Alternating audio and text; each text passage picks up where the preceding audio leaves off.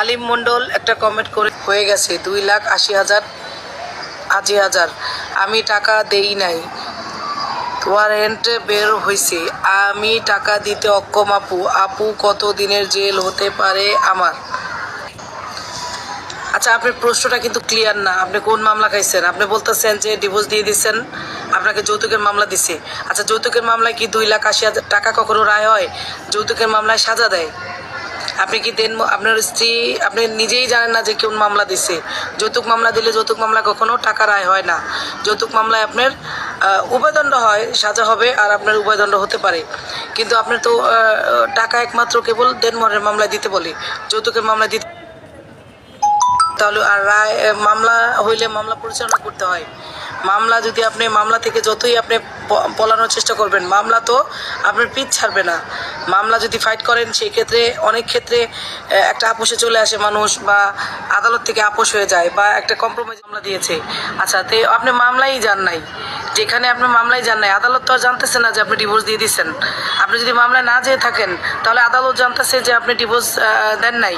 আপনি তার স্ত্রী আছেন, যৌতুকের জন্য আপনি তার বিরুদ্ধে মামলা করছেন। এখন এই মামলায় আপনার সাজা হবে নিশ্চিত। আর যদি আপনি মামলাটা ফাইট করতেন, মামলা যায় বলতেন যে আপনি ডিভোর্স দিয়ে দিয়েছেন, সেই ক্ষেত্রে আপনাকে এই টাকাটা দিতে বলতো। এখন আপনার প্রশ্ন কিন্তু উল্টাপাল্টা, আপনি ঠিক করে করেন নাই, এই জন্য আমি সঠিকভাবে আপনার রিপ্লাই দিতে পারলাম না। আমি যেটা বললাম, আমি যা যা বললাম, এখান থেকে আপনার প্রশ্ন উত্তর খুঁজে নিয়েন। ধন্যবাদ।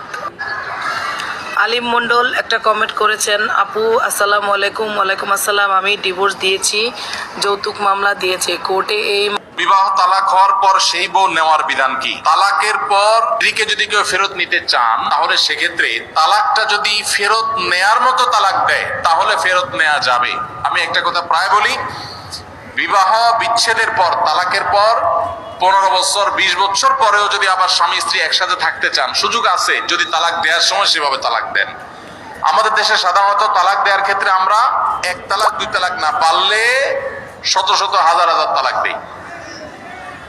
স্ত্রীকে একা না পারলে স্ত্রী 14 গোষ্ঠী সহ তালাক দেয়, আছে না নাই?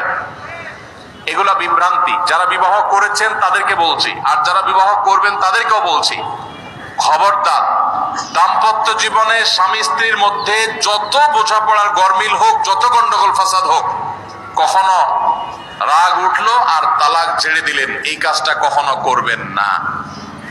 আমি আমার এক উস্তাদ খুলনা দারুল উলুমের, ওনার কথা প্রায় বিভিন্ন জায়গায় বলি। হুজুরের কাছে তালাকের মাসআলা নিতে আসলে মাসআলার উত্তর দেওয়ার আগে ওনার গদির নিচে যে বেত থাকতো, ওই বেত দিয়ে আগে এক দফা পিটাই নিতেন। সে কোনো অফিসার, সে কোনো ব্যবসা প্রতিষ্ঠান